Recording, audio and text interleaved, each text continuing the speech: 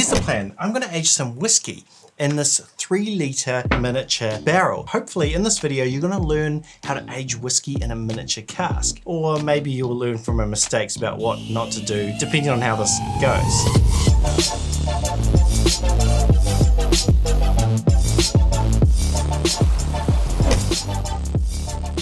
So first of all, let's talk about the wood that this barrel is made of. So it's made of European white oak with a medium char. It'll probably bring more fruity notes. It'll also bring quite a lot more tannins compared to the sort of American oak counterpart. But there's one thing I'm quite cautious about with this experiment, and that is the size of the cask. What's the problem with the size of the cask? Well, because it's such a small barrel, it means that the ratio of spirit to wood contact is a lot higher. What happens in this little barrel in say 2 months might take a larger cask like a sherry butt or something, a couple of years to do. But it's not fully equivalent to age, because there's stuff that time does with the kind of chemical process that you can't kind of rush. But in terms of wood influence, this is gonna move very quickly. It can be quite tanniny, especially with the new oak barrel. It can add a lot of astringency, and it can put off the barrel completely, because with the larger barrels you have more control because you've got more time. You can test it as you're going.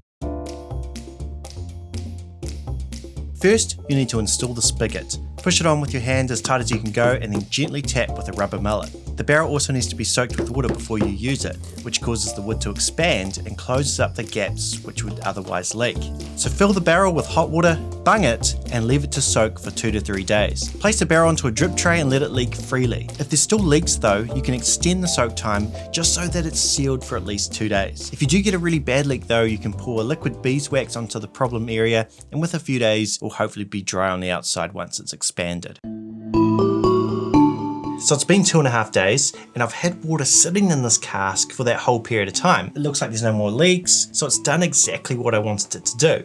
So I think it's about time I emptied that water out and add my seasoning liquid, which is my sherry.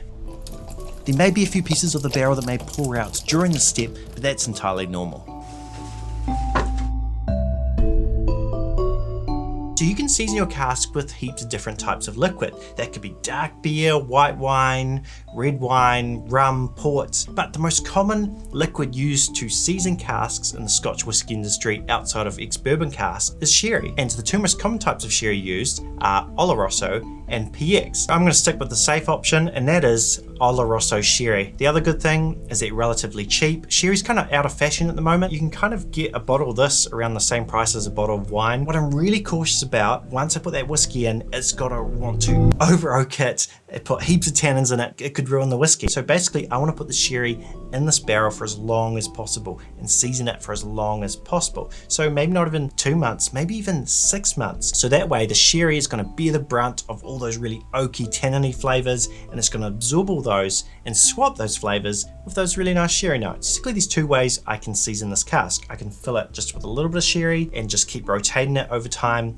or I can fill it right up. The thing is, with most wineries and distilleries, they'll often fill it right up to stop oxidization. So I'm going to pretty much do that. I feel like it's a safer option. I'm going to fill it up with as much sherry as possible, and then even top it up with a little bit of cask strength super sherried whiskey, help reduce the chance of oxidation. So I'm Phil, and let's fill this up.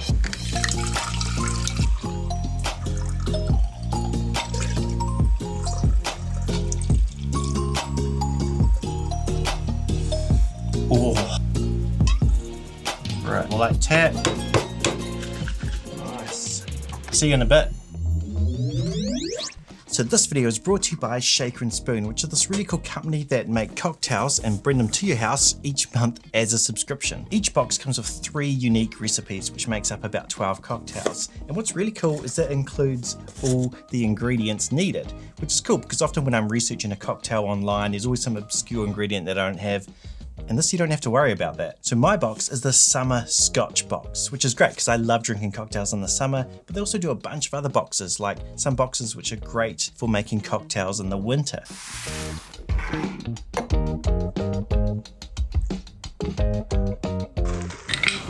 Wow, that's real interesting. And this box will make a great Christmas gift, a great birthday gift, or maybe you just want to have a bunch of people around to have a really nice, unique cocktail night without going to some expensive cocktail bar. So if you're interested in getting a cool box like this, use the link down below and use the code FIRSTFILL at checkout. Or go to shakerandspoon.com/firstfill for $20 off your first box. And then a box like this will just arrive at your house. I mean, how cool is that? So it's been about 6 months since I put the sherry into the barrel. Here we go. It had a couple of little leaks. You can kind of see it on the bottom there. Nothing too much, nothing more than just a few drops. So hopefully it'll be fine. I mean, I'm not a barrel expert, so I'm not exactly sure. But hopefully the sherry has now flavored this wood, tamed down all those tannins and that sort of thing, and it'll be ready for some whiskey. So let's take out the sherry. Right.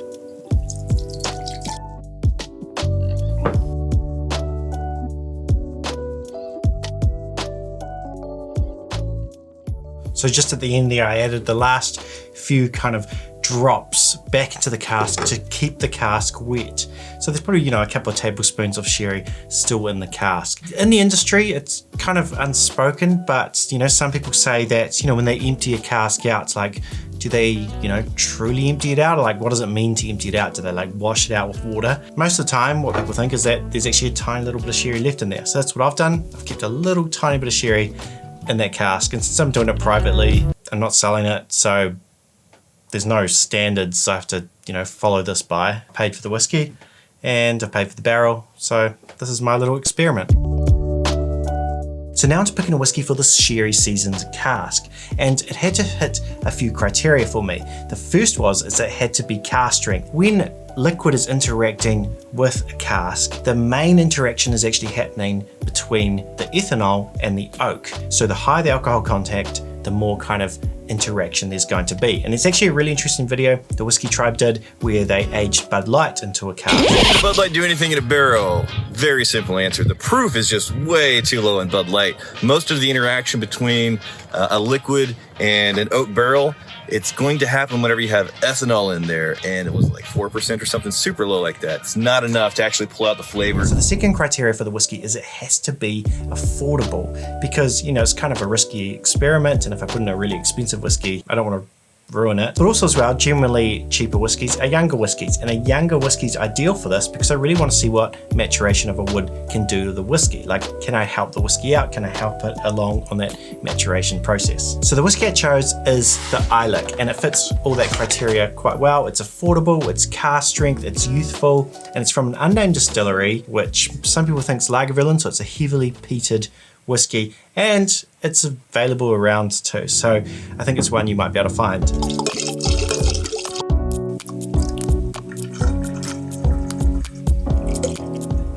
I actually could only get 2 bottles of Islay, so I'm actually mixing it up with some cask strength Scarabus as well.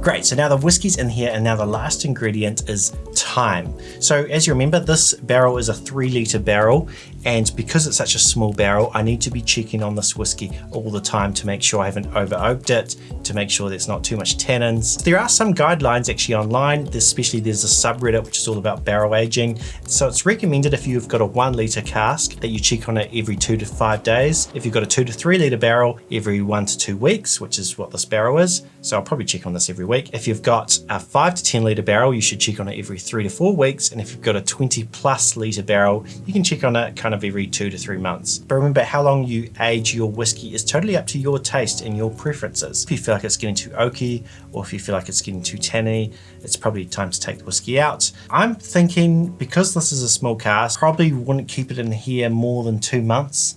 But we'll see how it goes. I'll check on it every week. Now, I don't really want to leave this cask actually here because this room is probably too warm.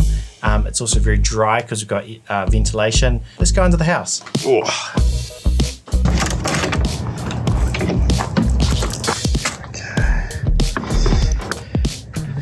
So in terms of the coolest and dampest part of my house, it definitely is down here under the house. And what's quite good as well with Auckland is it is a very damp environment. And the reason we like damp is it stops the wood drying out, which will prevent leakage. So that's what I want to do. And also, because it's really cool here, that can actually slow down the maturation process. When it's really hot in a hot environment, the wood breathes really quickly. I just don't want to rush things. The slower I can go in the situation I'm in, the better, I think. And I'll see this whiskey in maybe 2 months, maybe less. Don't know. See what happens. So it's been about a month and a half. I think my whiskey might be ready.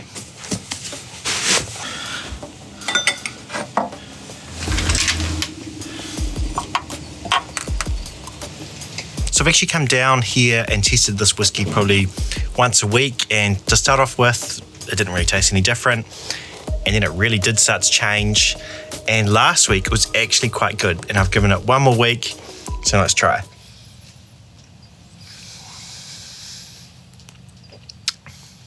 Yeah, I think it's ready.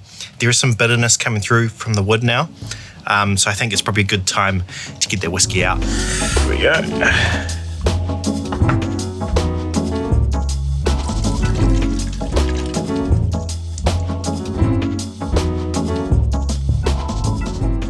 My initial thoughts, just seeing it, my first impressions, is just how red that is. It's almost like the sherry itself. It's very red. And it looks like I might have lost a little bit of liquid, but I also spilt a little bit, so I'm not 100% sure about that. And there hasn't been a lot of angel share, but I also think a big part of that is that it wasn't really aging for that long. Because I've actually got a sample of some of the whiskey before I put it into the barrel. So this is some of the original whiskey. So what will be interesting is I'll do a little A-B comparison.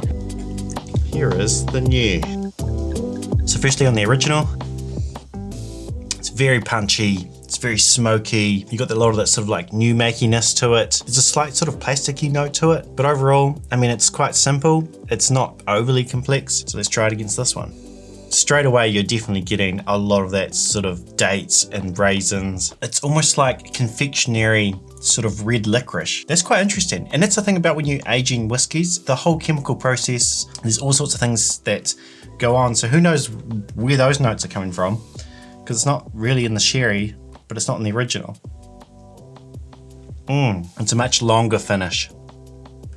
There's a little bit of bitterness there on the end, and maybe I probably went 1 week too long in this. The original just has this sort of upfront kind of sharpness to it. One of age, it's kind of rounded off that sharpness, but then brought in these other flavors, especially in the finish. Getting some aromatic characters coming through now. I think overall, my conclusion is the whiskey is definitely better. I'm really happy about that. I think I followed some good guides online. There's some good advice out there. I know some people do this experiment and it can ruin it, but I think putting sherry in this for 6 months, not just a day or a week or anything, really helped. So I think a lot of you will be asking, can I reuse this cask? And the answer is yes, because a lot of casks go for decades. I actually have some unaged whiskey from Australia, which is this one here. It's an Archie Rose, and it's actually new make. This is the next whiskey I want to put into this.